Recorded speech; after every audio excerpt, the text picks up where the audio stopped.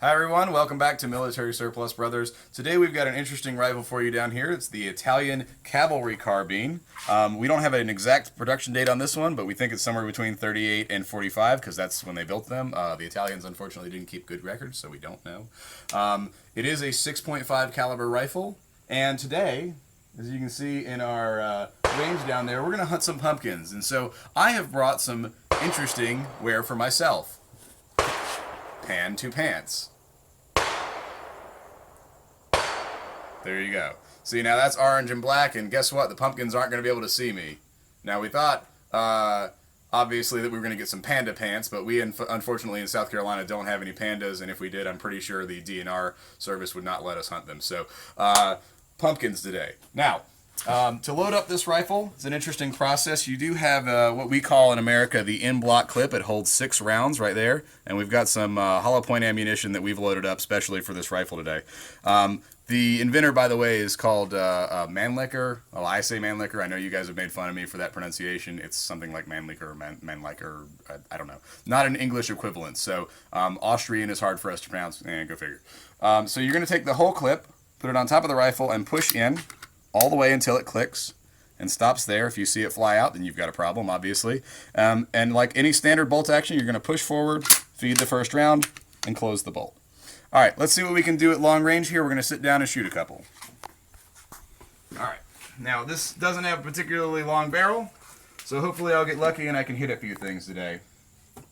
Okay, for our first shot, we're going to shoot at the first zombie pumpkin on the top left here. See if we can hit him. We've proven, if you can see in the little inlet here, that we can actually hit him. He's got a couple of marks on him, but I guess we haven't hit his brain, so he's not done yet. Here we go. We got one. Let's try to hit his brother down there on the right side, top right. Got him. Maybe we'll hit little pumpkin in the middle, hopefully. Let's see what we can do here. Ooh, I got him. I'm actually kind of shocked by that because that's only an 8-inch plate, which is pretty small at 100 yards, which is what we're shooting at here. Let's go zombie on the left side here. Oh, I missed him. I must have just gone over his head. Of course, you know, to kill a zombie, you've got to hit him in the brain, so there you go.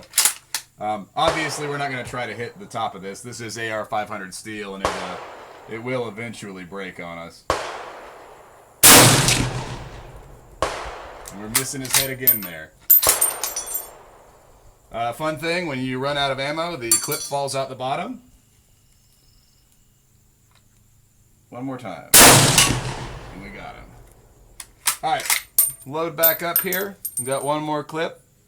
Try to see what we can do. Again, push down till it clicks. Alright. Let's go top left pumpkin. There we go. Got him. The Carcano is not an amazingly accurate rifle. It's kind of short, so you don't have a very long sight radius. But it does work. Does work. Let's get his brother up there on the right there. Think I hit him. I didn't get a real strong report there, but I think I got him. Let's see if we can get their little brother down there in the middle. Oh, missed him. I gotta hit him again. Let's see. Let's see. Alright, one more try on that one.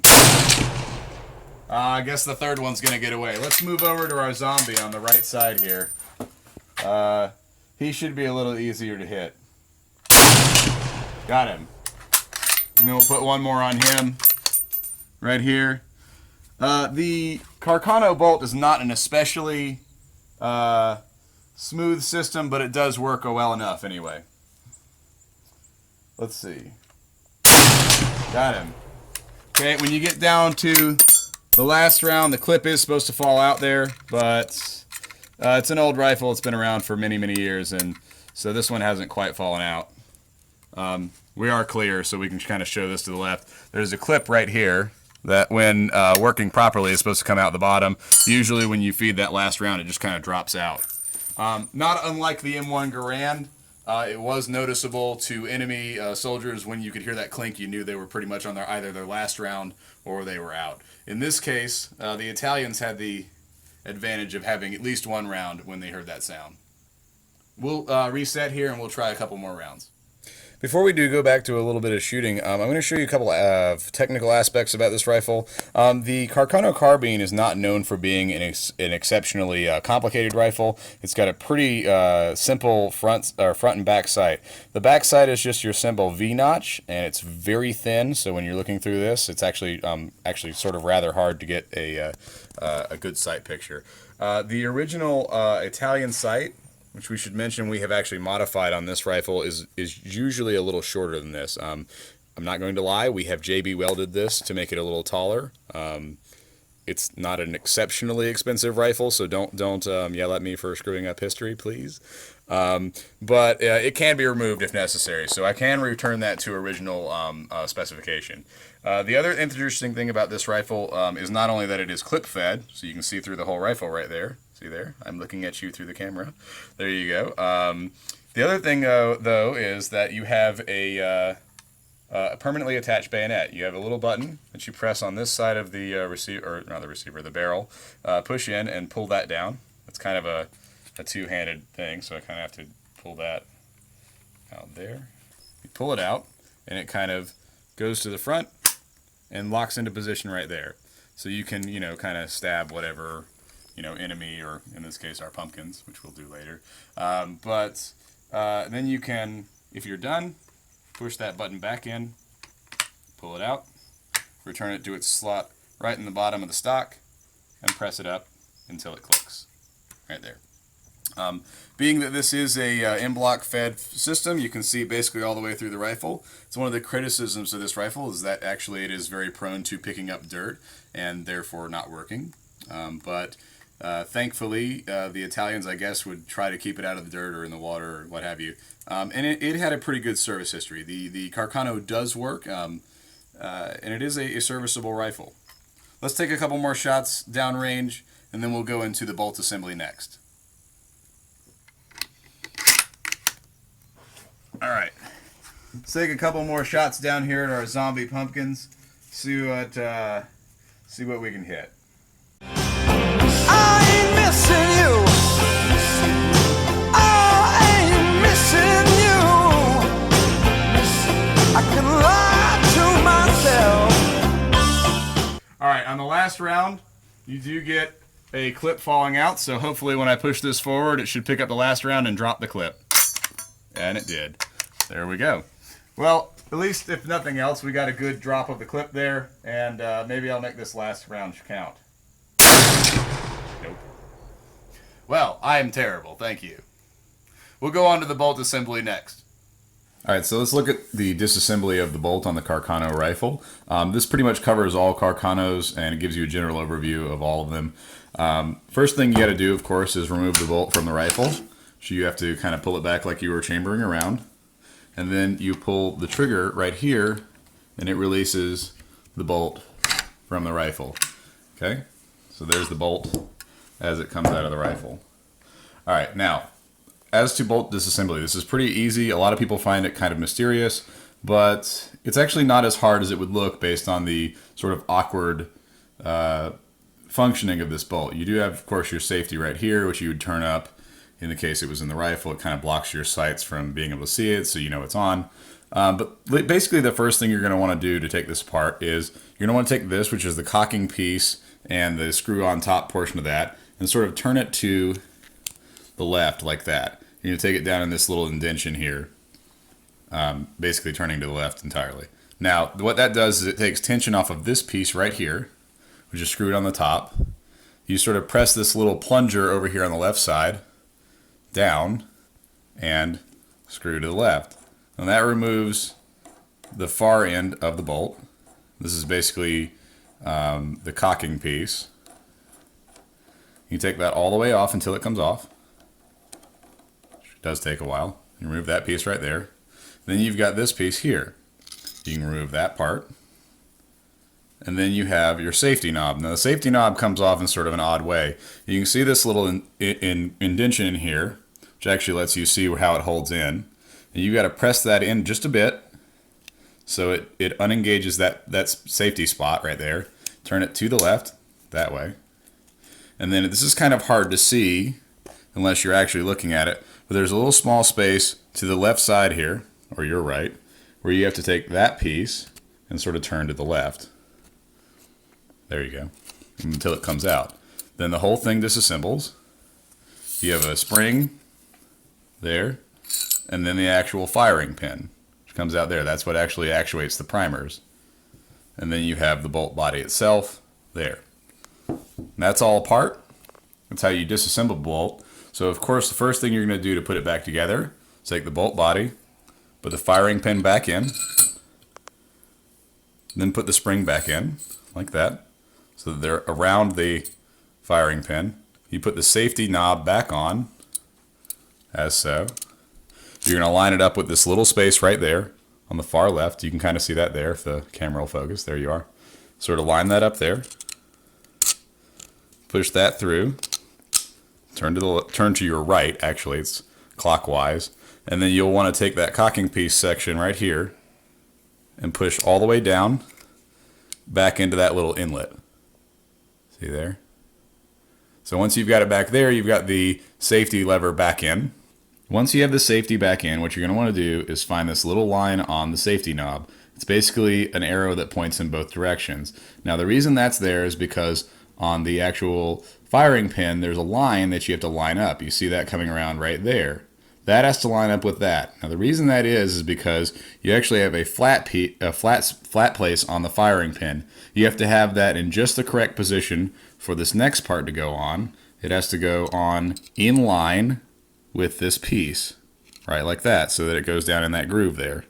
Now once you've got that positioned on correctly, which we do now, you put the little screw top back on onto the top of the firing pin.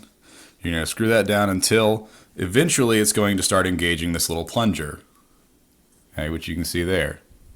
Okay, and you're going to screw that down. Now it's going to click one time, but that's not far enough. You actually have to go down further, so you push the plunger in and turn one more time. You'll actually get to a point where you can't screw any further, and then you back up till it engages that plunger, and you're back together. Once this piece is on, I kind of forgot this part momentarily, is you do have to kind of pull it back up and into position there. Okay, so if you have it down here, it actually won't go back into the rifle.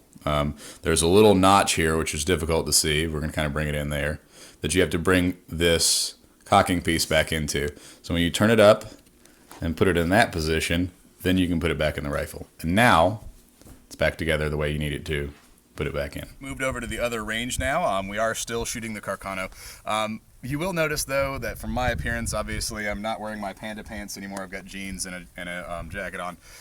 We are actually 2 months later now. Due to some extenuating circumstances, we had to kind of wait a couple months to finish up shooting this video, and we apologize for that. Obviously, we're going to get it out to you as soon as possible. But anyway, we're still shooting the Carcano, and because it's December, we've gotten some surplus pumpkins over there. Nobody really wants them after Thanksgiving and Halloween's all over. Since it's December, there we go. We got a bunch of them. I might even bayonet a couple of those. We're going to shoot them up. We'll see what we can do with them today. Again, we've got our 6-round clips. Today we've even got hollow points, which is nice, so we're going to blow some stuff up quite fantastically, or at least that's the plan, if I don't shoot too badly. I'm not a Marine sniper, but we'll see what I can hit. Load first round, we are hot.